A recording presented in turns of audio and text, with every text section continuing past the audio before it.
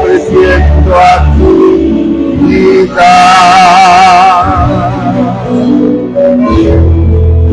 en santidad y amor. Dale solo a ti respondo mi vida y mi corazón.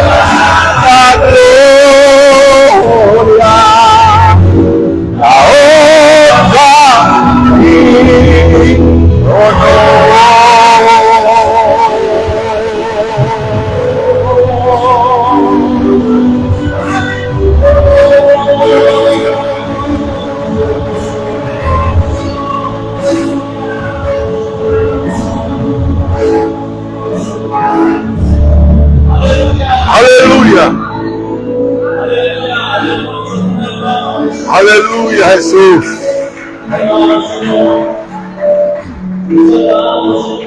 Sí, Señor.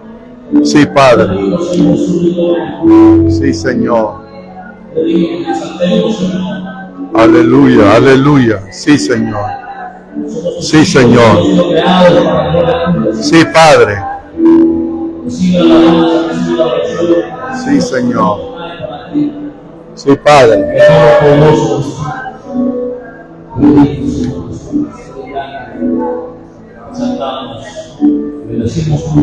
Aleluya. Amén. Amén. Aleluya. Oremos al Señor. Padre que estás en los cielos, esta noche te damos las gracias, Señor, porque nos permites estar en tu casa, Señor, para alimentarnos con tu palabra y aprender de ella, Señor. Rogamos que tu Espíritu Santo nos ilumine, Señor, y que sea Él quien ponga la palabra en mi boca, Señor, para poder transmitirla, Señor, a nuestras vidas. En el nombre poderoso de Jesús, gracias, Señor. Amén y amén. Gloria a Dios. Vamos a abrir la palabra, hermanos, en el libro del Apocalipsis. Vamos a leer primero capítulo 1, versículo 19. Amén. 1:19. Dice la palabra del Señor: escribe las cosas que has visto y las que son y las que han de ser después de esta. Vamos a leer capítulo 4 también, los dos primeros versículos. Dice: después de esto miré, y aquí una puerta abierta en el cielo, y la primera voz que oí como de trompeta hablando conmigo dijo: sube acá, y yo te mostraré las cosas que sucederán después de esta. Y al instante yo estaba en el Espíritu, y aquí un trono establecido en el cielo, y en el trono uno sentado. Amén. Bendito el Señor. Pueden sentarse, hermanos.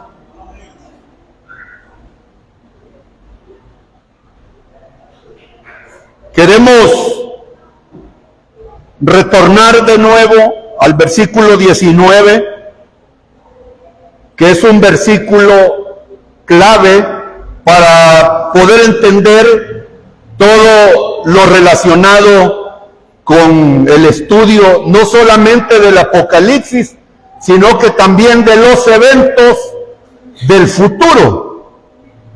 Y como les enseñaba el jueves pasado, un cuadro, este cuadro que ustedes pueden ver aquí al frente en la pantalla, es un cuadro que se explica de una manera mejor el versículo 19 del capítulo 1 del Apocalipsis.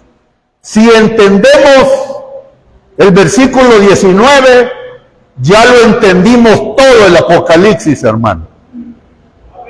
Fíjense que Dios es tan bueno que nos dejó dividido ese libro del Apocalipsis, y lo dividió en las tres partes que menciona el verso 19, que dice: escribe las cosas que has visto. Esa es la primera división. Y las que son, la segunda división. Y las que han de ser después de esta. Las tres divisiones que está compuesto el Apocalipsis. La primera división es la que vimos el jueves pasado, ¿se acuerdan? Fue bien amplio toda la explicación que se dio en el caso de los diríamos los eventos del pasado, lo que Jesucristo hizo por nosotros, lo vimos claramente en el capítulo 1. Y también vimos el Cristo glorificado que acompaña a la iglesia y a todos los creyentes, no importando la situación que los creyentes estemos viviendo. Eso es la primera parte del Apocalipsis. La segunda parte es la que se menciona aquí. Es, hermanos, las cosas que son. Aquí ya estamos hablando del tiempo presente. ¿Y a qué se refiere eso, las cosas que son? Tiempo presente.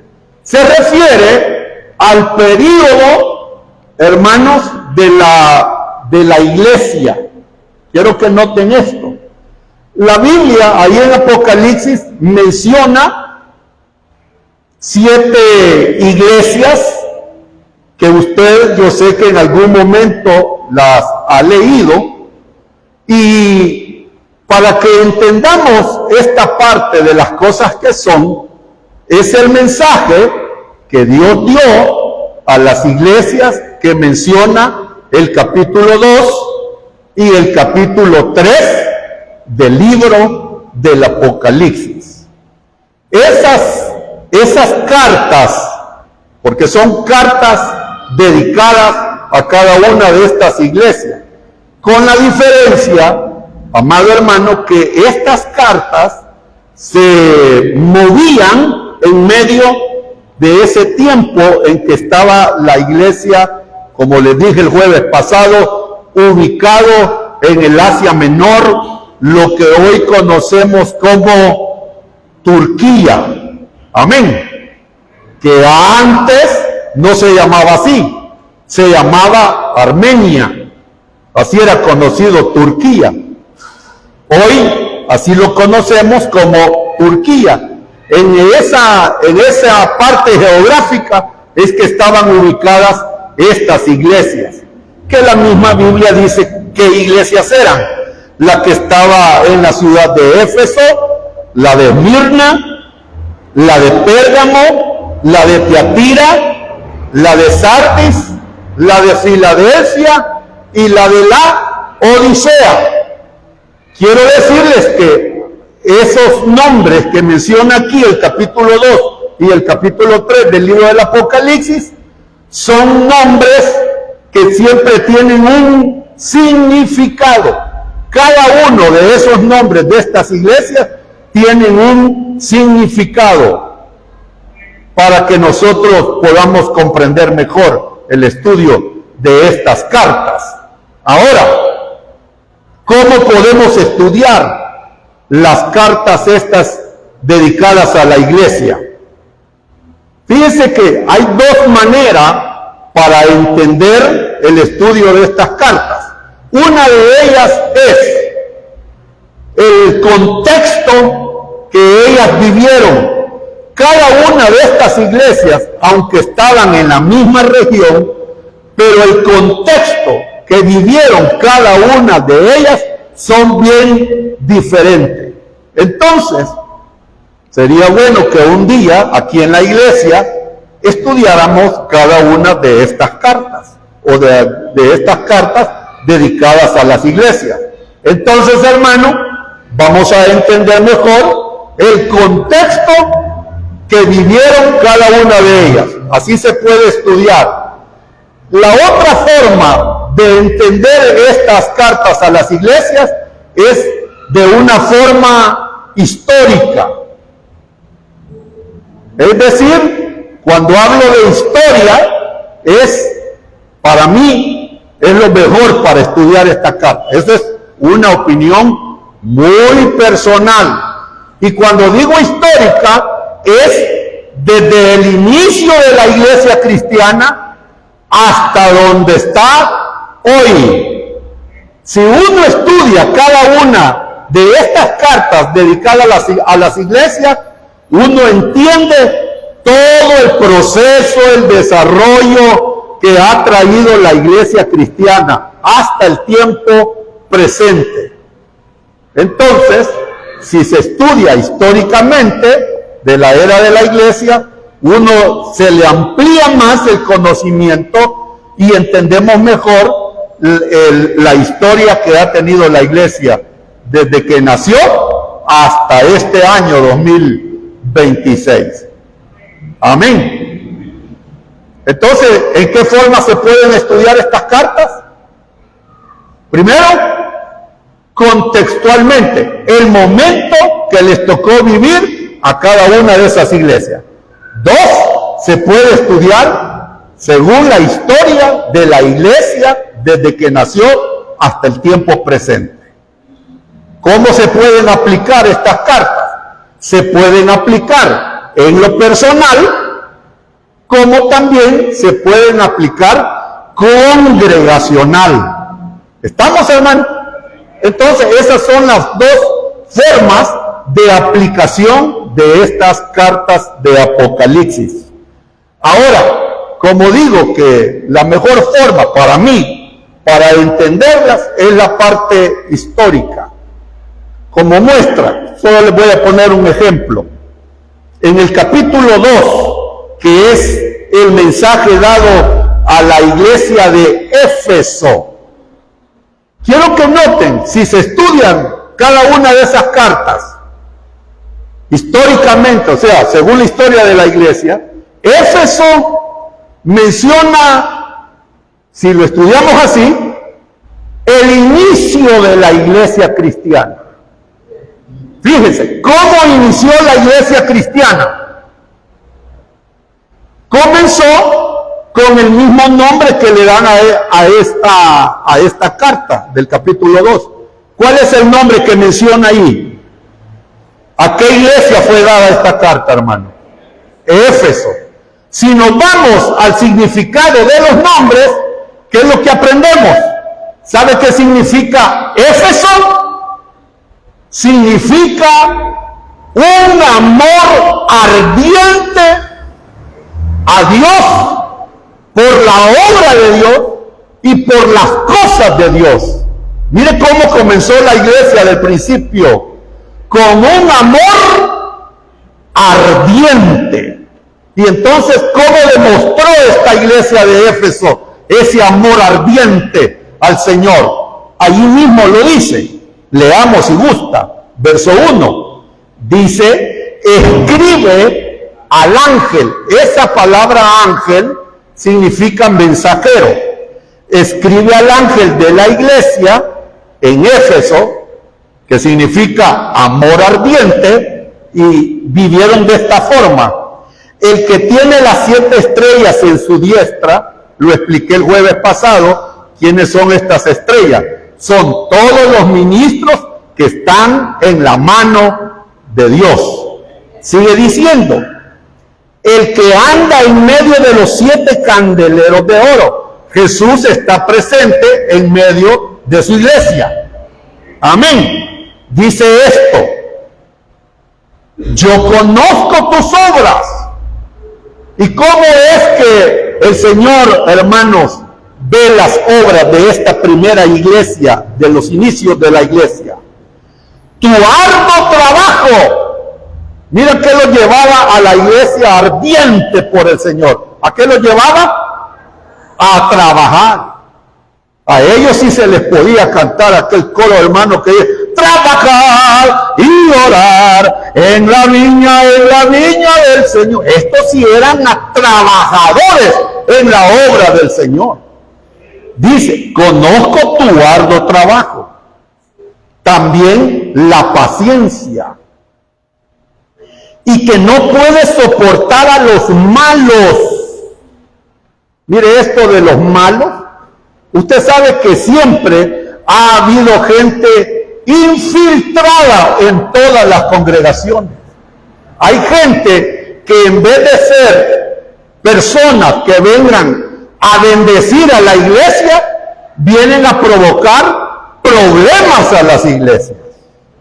Entonces, desde que la iglesia inició, siempre han habido individuos que han dañado la iglesia. Por ejemplo, Pablo menciona algunos.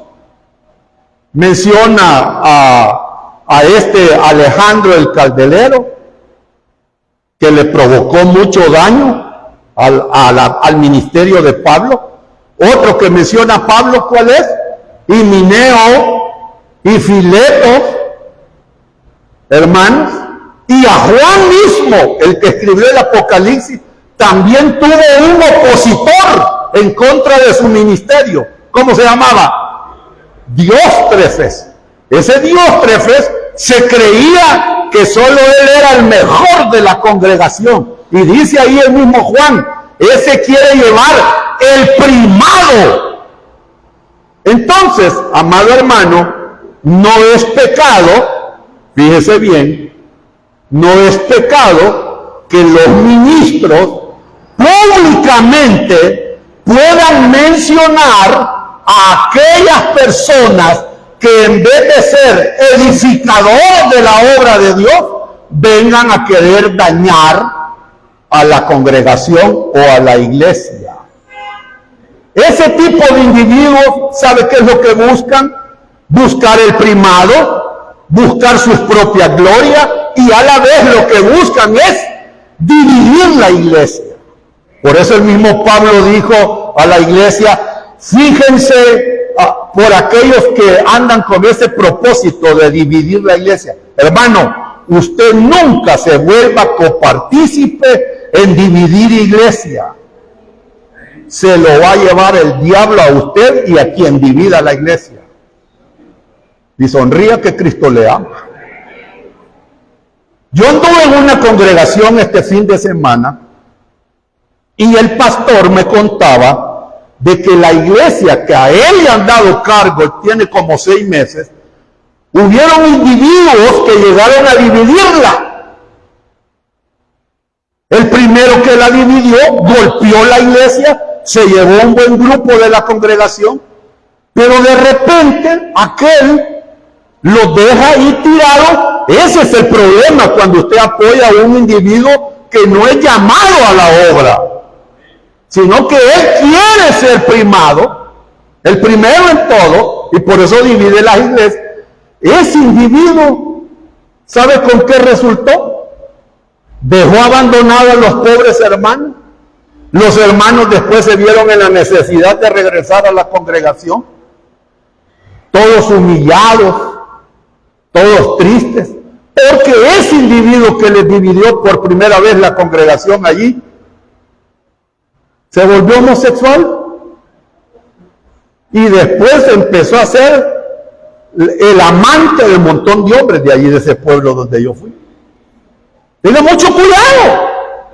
Entonces, por eso el amor nos debe de llevar a ser celosos, en el celo santo, por supuesto, ¿verdad? De no permitir, como dice aquí, que no puede soportar a los malos. Y también dice, y has probado a los que se dicen ser apóstoles y no lo son. ¿Lo has hallado qué?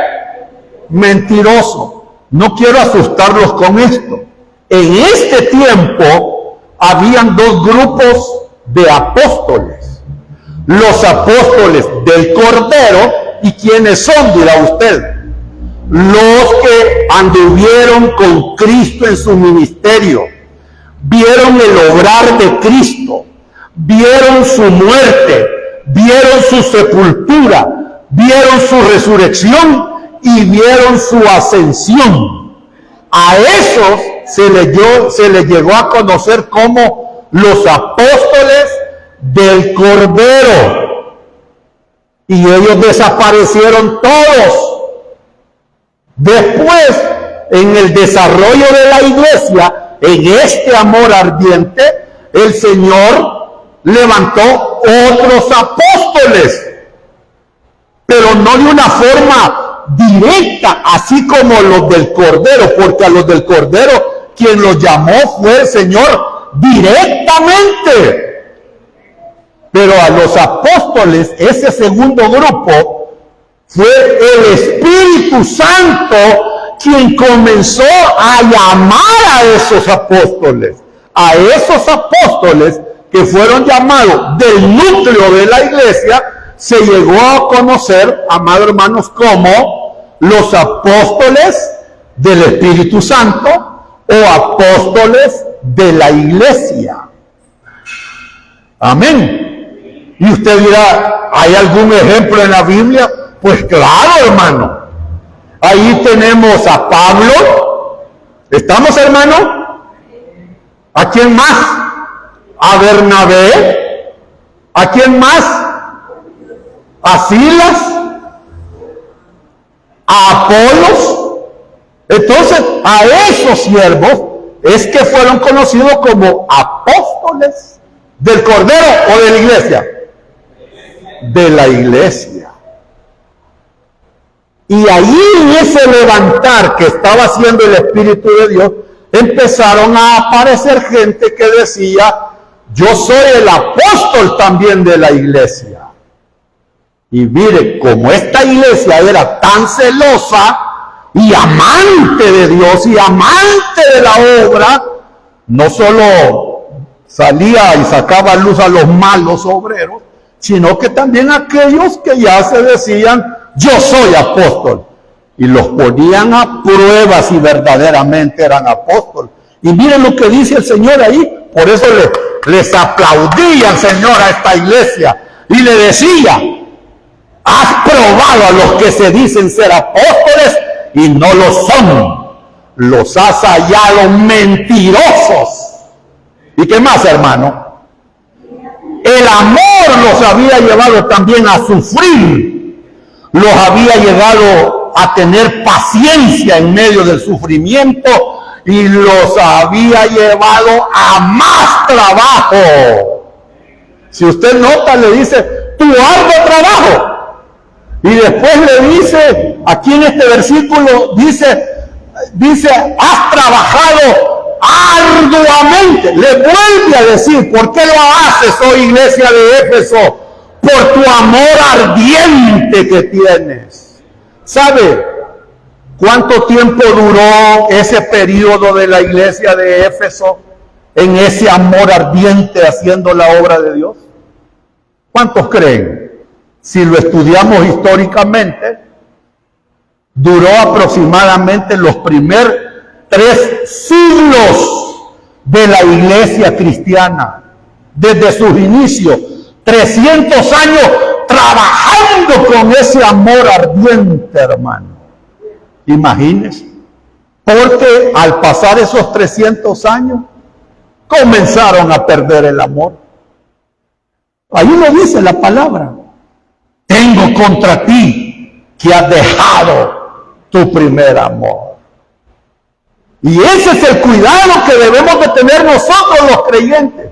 Le hago esta pregunta, hermano.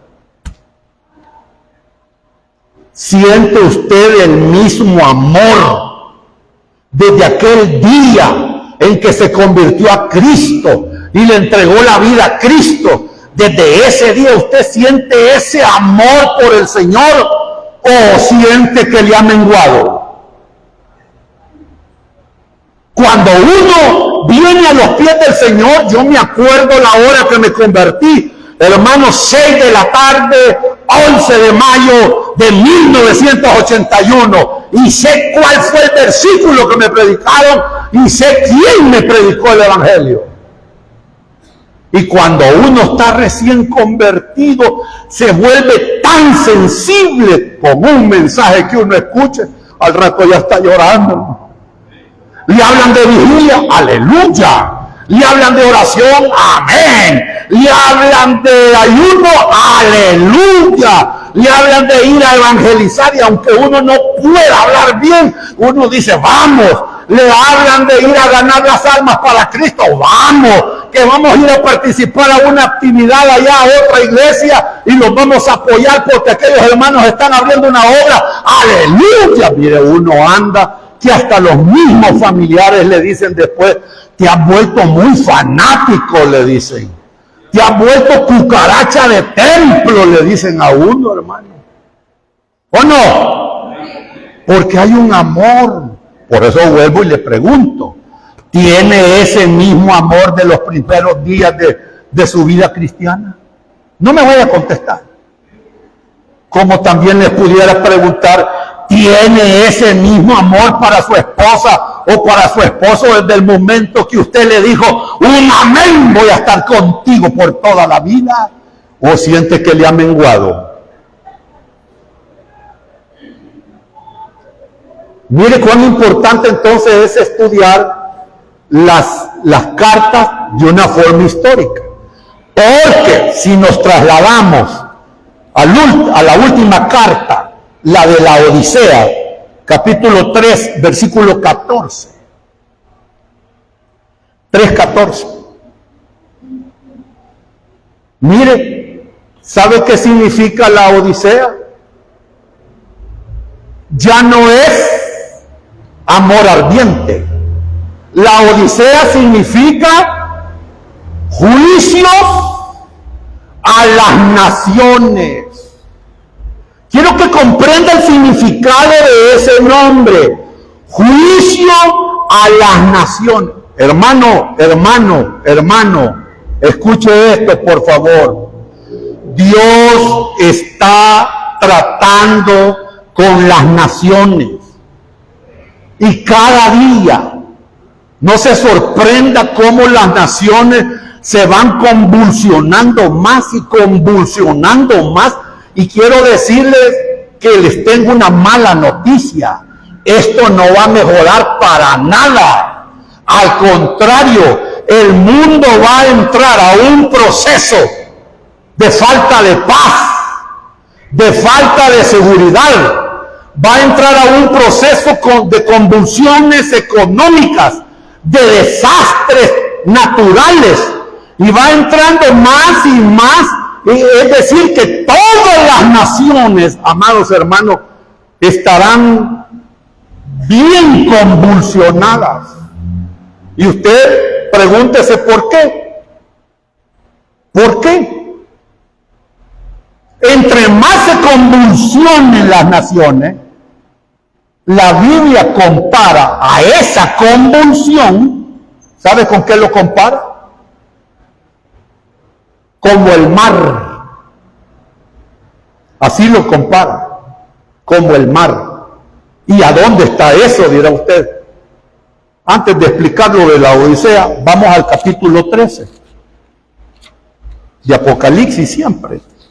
No se salga, no vayan a andar buscando otro libro. ¿Ya lo tienen? ¿Por qué están convulsionadas las naciones? Versículo 1, dice Juan, me paré sobre la arena del mar. ¿Y qué sucedió cuando él se paró sobre la arena del mar? Y vi subir del mar. ¿Una qué? Una bestia que tenía 7 cabezas y 10 cuernos. En sus cuernos 10 diademas y sobre sus cabezas un nombre blasfemo. Cuando lleguemos allí les voy a explicar todo esto. Lo que me interesa es que se fijen de a dónde va a salir, hermanos, esta bestia. ¿De a dónde dice que va a salir, hermano? Del mar. ¿Qué es eso del mar? Ya se lo dije anteriormente. Son que en esos momentos que salga este personaje, las naciones van a estar convulsionadas, queriendo encontrar a alguien que les dé la solución a los problemas de salud, a los problemas de educación, a los problemas económicos, a problemas de paz, a los problemas de que el mundo siempre ha anhelado estar seguro. ¿Y sabe quién se los va a dar, hermano? ¿Ah? No.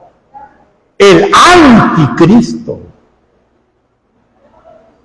Por eso es que él se presenta como un hombre que viene montado en un caballo blanco, victorioso. Y entonces todo ese anhelo que los hombres han tenido en las naciones, este personaje, en los primeros 3 años y medio de que se conoce la tribulación, les va a dar paz. Y les va a dar, ¿qué? Seguridad. ¿Cuál es, hermano, la seguridad que necesita una nación? ¿Qué es lo que necesitan las naciones? ¿Ah? ¿Pero qué les da la paz? Dinero. Tener la economía nacional en perfectas condiciones. Y cuando la economía nacional está en perfectas condiciones, hay paz mental y emocional.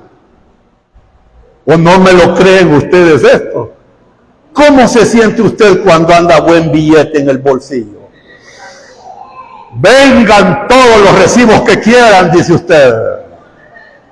Y hasta duerme tranquilo.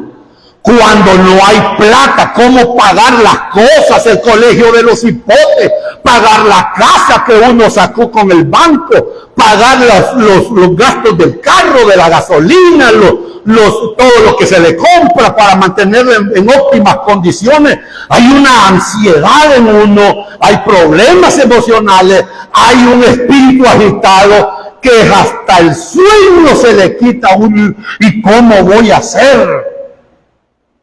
El dinero tranquiliza los nervios, hermano.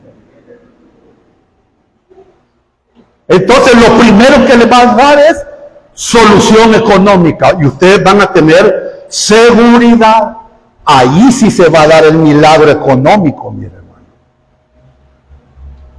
Si hay dinero en las naciones, se le puede dar buena salud a la población, se le puede dar buena educación, y si todo el mundo está trabajando, ¿qué más, pues? Todo el mundo está ganando. ¿Con qué propósito lo va a hacer? Con el propósito de que la gente comience en ver a aquel personaje como alguien que le dio paz y seguridad. Y por eso es que las multitudes que están en las naciones dirán: ¿quién como la bestia? ¿Y quién podrá luchar contra ella? ¡Bravo! ¿Sabía usted que un día la ONU dijo esto? Necesitamos a un hombre que nos venga a levantar el mundo, porque hoy la ONU está pero bien perdida. Pero dijo uno ahí: necesitamos un hombre que venga a levantar y a darnos seguridad y a darnos paz. Y no importa si viene del diablo o lo manda Dios, pero necesitamos a alguien. El mundo está como el mar, inquieto. Usted ha ido al mar siquiera a bañarse un día, hermano. Usted sabe cómo le dan las olas, más cuando uno ve el tumbo que le llaman el tumbo negro, y se oye, y aquella inquietud. Por eso es que este va a surgir de ahí, no a resurgir, a surgir de ahí, de en medio de un mundo. ¿Qué, hermano? Entonces, volvamos al capítulo 3, versículo 14. Por eso es que la Odisea se llama, ¿cómo se llama, hermano? ¿Ah? No me vayan a decir Cristo a las naciones, no. Juicios a las naciones. Mire, juicios a las naciones.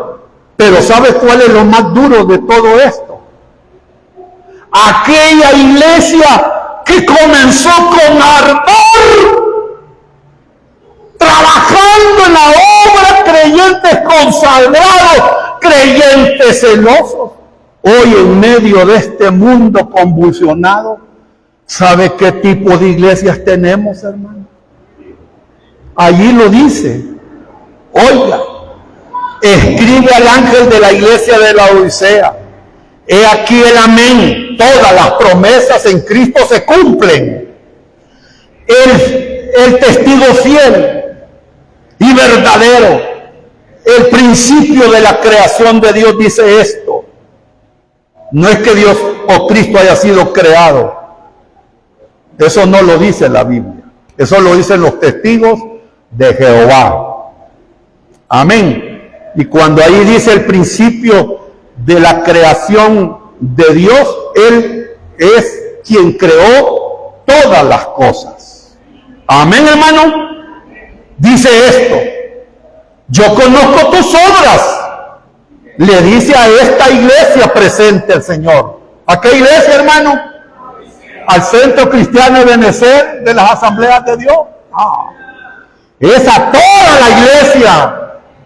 Mire, le dice: yo conozco tus obras,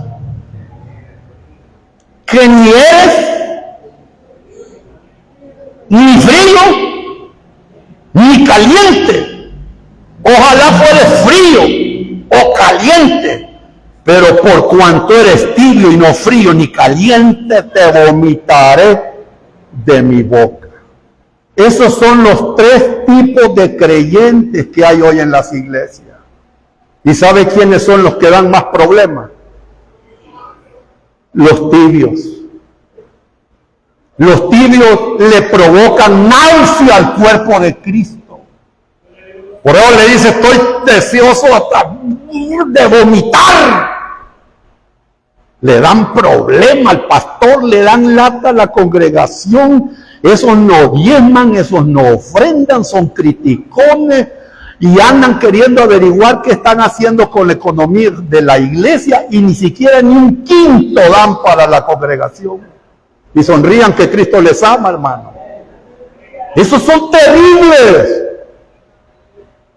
Pero en medio de esos están los que están calientes, hermano.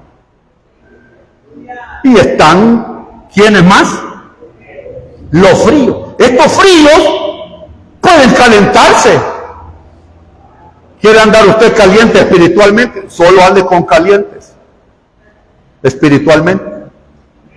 Los fríos son esos carnalones. Es cierto, están convertidos, han nacido de nuevo, pero viven en la pura posta de la naturaleza pecaminosa, viven en la carne, son niños fluctuantes llevados por cualquier viento de doctrina. Cualquiera los engancha con falsas enseñanzas y allá van tras lo novedoso. Aparece otro con otro mensaje evangélico, allá voy. Tenga mucho cuidado. Tenga mucho cuidado.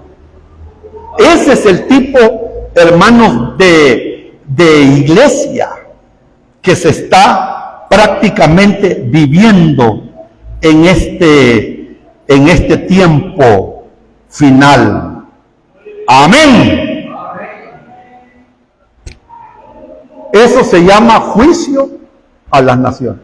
Compara entonces al inicio y cómo estamos terminando.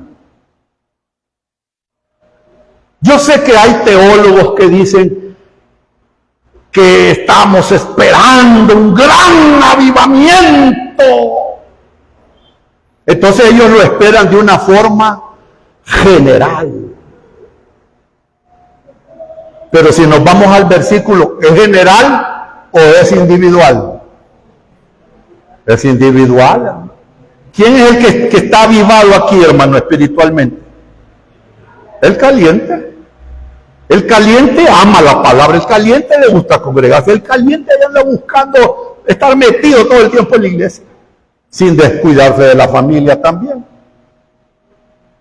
Y sonrían que Cristo les ama, hermano. Pero ese es el tipo de avivados que están en la congregación. Diga el que está a la par, mira, avivate. Aleluya. Sonríe que Cristo le ama, hermano. Amén, hermano. Avivate. Este tipo de iglesia ha dejado a un lado la dirección de Jesucristo ya no le piden, mire hermano, ni dirección. Comenzando de los ministros de Dios, ya no piden dirección, qué van a hacer con la congregación. Incluso hasta para venirse a parar aquí a este púlpito. ¿Sabe qué? La oración de uno, de predicador, ¿sabe cuál debe de ser? Dame la palabra adecuada para la congregación. No empezar a sacar, hermanos, esos sándwiches o bisteques. Hace un rato se predicaron y lo sacamos, vamos a poner al horno y esto voy a dar ahorita, vaya a darlo.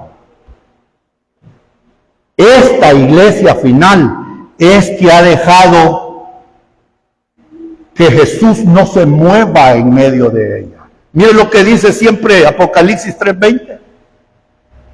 ¿Qué dice, hermano? Bien conocido ese versículo. ¿Qué dice? He aquí, yo estoy a la puerta. ¿Y qué más? Y llamo. Si alguno oye mi voz y abre la puerta, entraré a él y cenaré con él y él conmigo.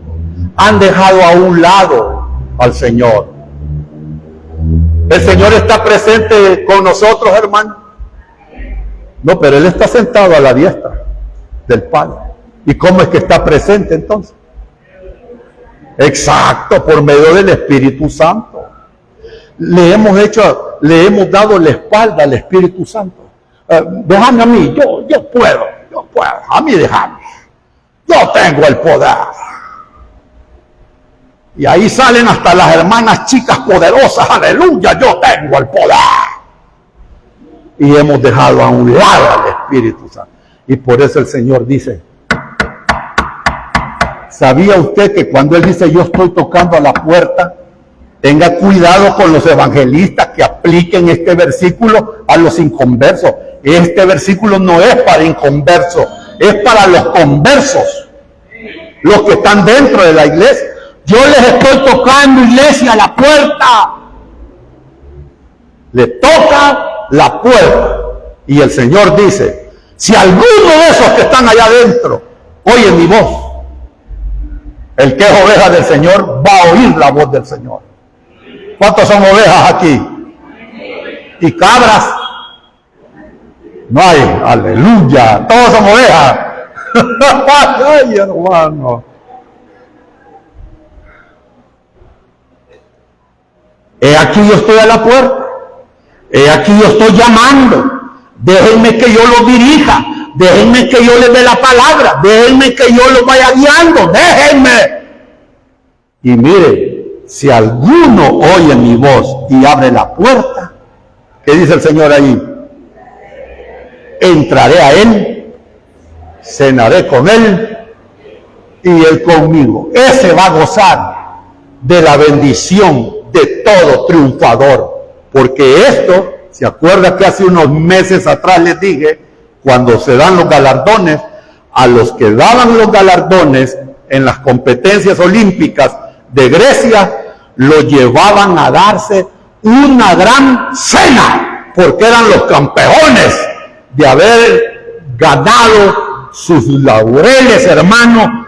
Hoy son medallas, pero lo llevaban a estar solo con los campeones. Eso es lo que quiere decir el Señor aquí. Yo les invito a que vengan a estar como creyentes campeones. Dios está haciendo el llamado. Espero que atendamos el llamado de Cristo. Entonces, ¿qué parte es del Apocalipsis? Las cartas, hermano.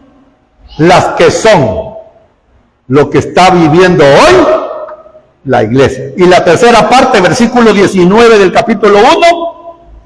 Y las que han de ser después de esta. Aquí ya no estamos hablando de tiempo presente. Estamos hablando el cuadro. Estamos hablando del futuro. ¿Y qué es lo que va a suceder en el futuro? Ahí hay una lista, hermanos, de eventos que con el tiempo vamos a ir estudiándolo más y más. Y espero que Dios le conceda la vida y la salud para que usted se haga presente. Amén, hermano. Presente por la patria celestial. Aleluya. Entonces usted venga y aliméntese. Porque es cierto, para un mejor entender, en el seminario donde estuve, nos fueron explicando todo esto, hermano. Y uno dice, wow, qué bueno esto. Pero de una manera más sencilla, yo lo he traído de esta forma. Oiga, para entender todo lo relacionado a los eventos del futuro que están aquí en el Apocalipsis. Por ejemplo, capítulo 4 y capítulo 5, ¿de qué nos habla? Nos habla del trono y de la adoración celestial que la iglesia va a ir a hacer al cielo. Yo esperaba oír, amén, hermano, ahí vamos a estar. Quizás no me oyeron muy bien, quizás el micrófono, aleluya.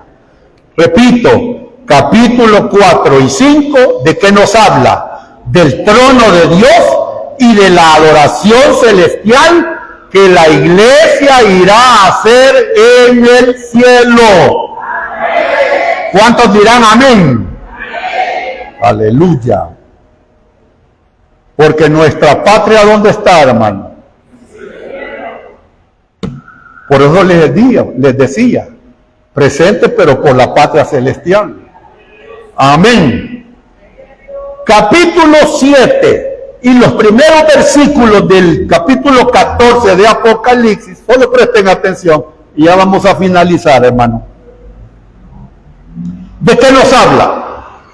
De la salvación, que a pesar que van a haber juicios, pero Dios va a salvar.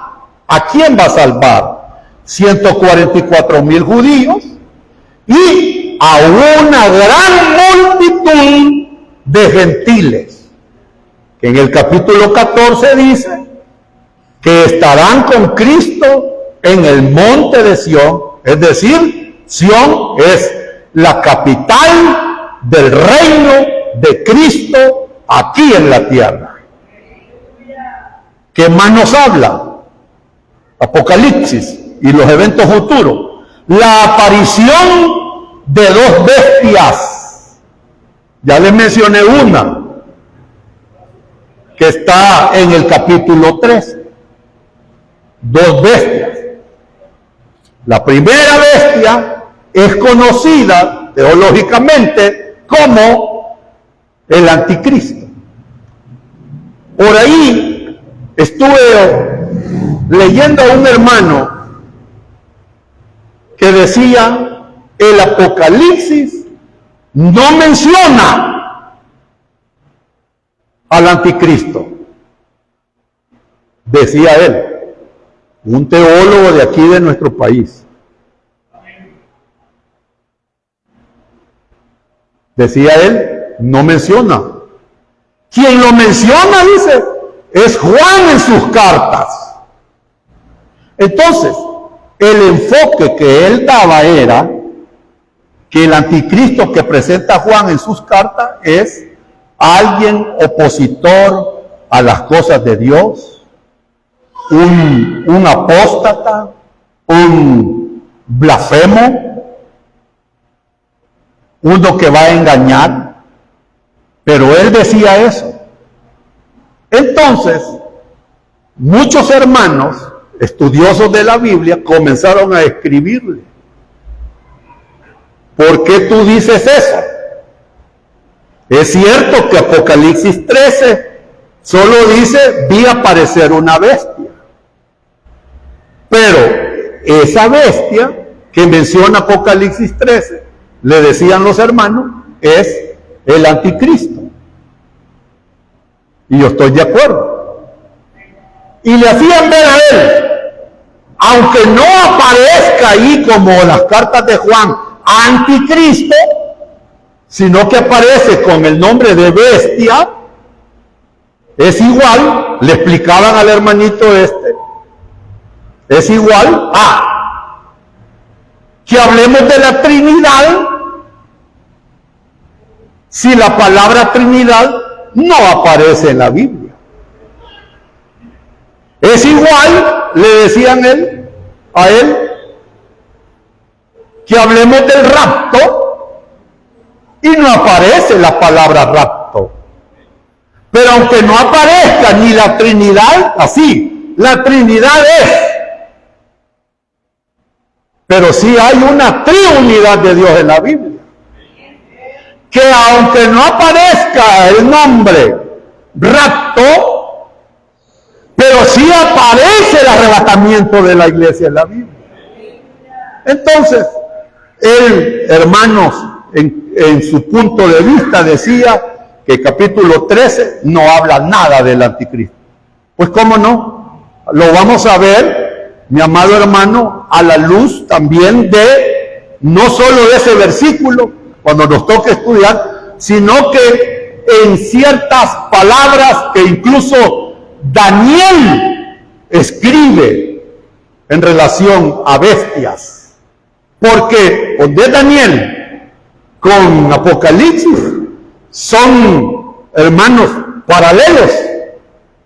Por eso es que si usted quiere tener un ampliar todo lo que es la profecía que está en Apocalipsis, es necesario que usted vaya a estudiar también y a leer el libro de Daniel. Si lo lee, ya entendió Apocalipsis. Amén. Entonces, ¿pero qué nos menciona? Las dos bestias. ¿Qué capítulo les dije, hermano? 13. Una bestia, primera, política. Y después va a salir otra bestia, ¿qué? Religiosa. ¿Qué más nos menciona Apocalipsis en los eventos del futuro? Un movimiento, oiga, esta palabra tal vez se va a asustar por lo que voy a decir, un movimiento o avivamiento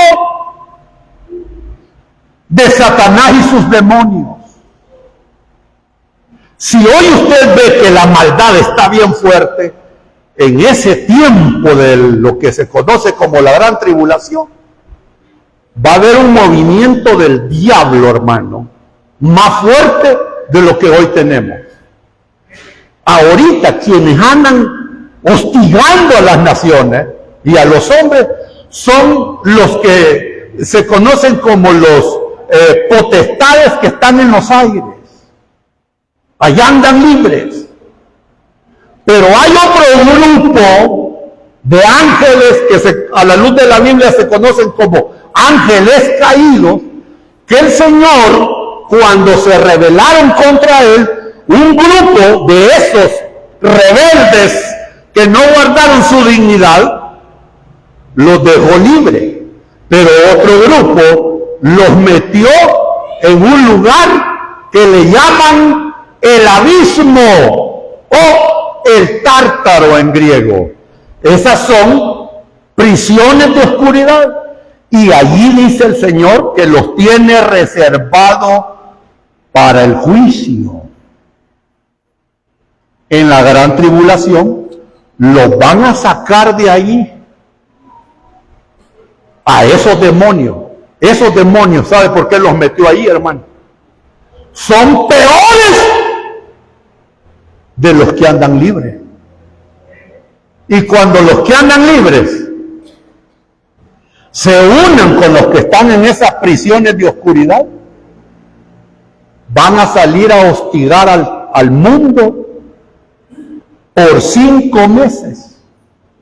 Que dice la palabra que la gente va a buscar la muerte y la muerte huirá de ellos. ¿Cuántos estarán ahí? Levanten la mano. Ya les hice un examen, pero ¿cuántos van a estar allá en las bodas del Cordero alabando a Dios? Amén. Entonces, ¿dónde se menciona eso? En el capítulo 9 de Apocalipsis. También la Biblia nos habla de juicios que serán continuos. Se van a derramar, mire hermano, se van a derramar en un periodo corto de 3 años y medio. ¿Cuáles son esos juicios? Los sellos, las copas y las trompetas. Uno tras otro, tras otro, tras otro, tras otro, tras otro. 3 años y medio de juicios, donde la ira de Dios y la ira del Cordero se van a derramar sobre la vida de los hombres. Por eso es que allí en Apocalipsis hay unos ayes que dicen, ¡ay! De los moradores de la tierra, hermano. Va a ser duro. ¿Qué más? Vamos a ver la caída de Babilonia y la caída de la gran ramera. ¿Qué es eso de la Babilonia y la gran ramera, hermano? Son 3 poderes que han gobernado al mundo por todos los tiempos. ¿Cuáles son esos 3 poderes, hermano? El político, el económico y el religioso. El Señor va a entrar a juicio contra ellos. Y por eso es que va a haber una alabanza al Señor allá en los cielos que van a decir, ha caído la gran Babilonia. Y la ramera, que es la unión de todas esas sectas religiosas, de todas las creencias religiosas, de todos esos falsos maestros y falsos profetas, también Dios va a entrar en juicio con ellos. Amén, hermano. ¿Cuáles capítulos nos dice eso? Capítulo 8, capítulo 16, capítulo 17, capítulo 18. Sigo. También va a haber el momento en que vamos a hablar del retorno de Jesucristo, conocido como la parucía de Cristo. Cuando Él venga en gloria. ¿Cuántos vienen con Él? Con cierta duda. Pregunto, ¿cuántos vienen con Él? Amén. Él viene como Rey de Reyes y Señor de Señores. ¿Y a qué viene, hermano? A establecer su reino milenial. Vamos a hablar también de ese 1000 años del reinado de Jesucristo. ¿A dónde lo dice? Capítulo 20. ¿Qué más vamos a hablar? Sobre los 3 juicios finales que van a haber. Después de los juicios de las copas, de los sellos y de las trompetas, van a haber 3 juicios finales. 3 juicios finales. ¿Y cuáles son? El juicio de Satanás y sus demonios. Porque acuérdense que a Satanás allá lo van a ir a meter al abismo o al tártaro durante 1000 años. Pero después va a salir. Ese rebelde, hermano. Ese es terrible. Y va a salir de nuevo, dice, a engañar las naciones. ¿Cuáles naciones, hermano? Las que han sido gobernadas por Jesucristo. Mire, nuestra naturaleza es de rebelde. Vean el rostro del que tiene a la par, a ver qué rostro tiene. Terrible. Por eso, hermano, el primer juicio final de los últimos juicios, el primero va a ser Satanás y sus demonios. El segundo va a ser el juicio de los impíos, de todos los impíos de todos los tiempos. Ese juicio se conoce como el juicio final o el juicio del gran trono blanco. No confunda los juicios del trono blanco con el tribunal de Cristo, por favor. ¿Quiénes van a estar en el tribunal de Cristo? Y en el juicio del trono blanco. Aleluya. Y el último juicio será la destrucción del universo actual. Y termina con cielo nuevo y tierra nueva. ¿Dónde lo dice? Capítulo 21 y capítulo 22. Y termina Apocalipsis con un epílogo y de la promesa del Señor, que dice, he aquí, yo vengo pronto. Pero antes de decir eso, advierte a todo aquel que quiera ser abusivo de quitar de este libro. ¿De cuál libro está hablando, hermano? Del Apocalipsis. Todo aquel que quita o le ponga, ese va, hermanos, a tener problemas con el Señor. Y después les dice, he aquí, yo vengo pronto, y mi galardón conmigo. ¿Para qué? Para recompensar a cada uno según sea su obra. Y cuando Juan escuchó aquello, yo vengo pronto, dijo Juan, sí ven, Señor Jesús. Y la oración de la iglesia es, la iglesia y el Espíritu dicen, ven, sí ven, Señor Jesús. Y termina, amén. Que así sea. Entonces, todo este panorama son las cosas que deben de suceder en el futuro. ¿Quedó claro, hermano? Bueno, si tienen alguna pregunta, ya me voy a bajar de aquí y pregunta. Aleluya. Vamos a orar, Padre, que estás en los cielos. Te damos las gracias por la palabra, te bendecimos. Gracias por tu enseñanza. Gracias porque se cumple una vez más lo que dice este mismo libro de Apocalipsis. Bienaventurado el que lee y los que oyen. Gracias por la esperanza y la felicidad que nos da este libro, Señor. Alabamos tu nombre y te damos la gloria a ti, Señor. En Cristo tu Hijo. Gracias, Padre. Amén y amén. Bendiciones, hermanos. Dejo a mi hermano pastor. Amén. Amén. Amén. Qué bueno. Listo para otros 3 años, ¿verdad? Amén. Qué bueno. Bueno, si no va a venir el Señor. Pero si el Señor viene antes, pues vamos a quedar ahí. Y vamos a ir a verlo cara a cara al Señor. Amén. En esta hora, hermanos, que Dios les bendiga. Doy gracias al Señor por estar este día en este lugar. Dios ha sido bueno. Quiero dar la bienvenida a una hermana que está con nosotros, Iris Medrano. Sea bienvenida en el nombre del Señor. Aleluya. Sea bienvenida a nuestra hermana. Qué bueno estar con nosotros. Qué bendición. Y también está con nosotros Elías Castaneda. Y también está, no sé.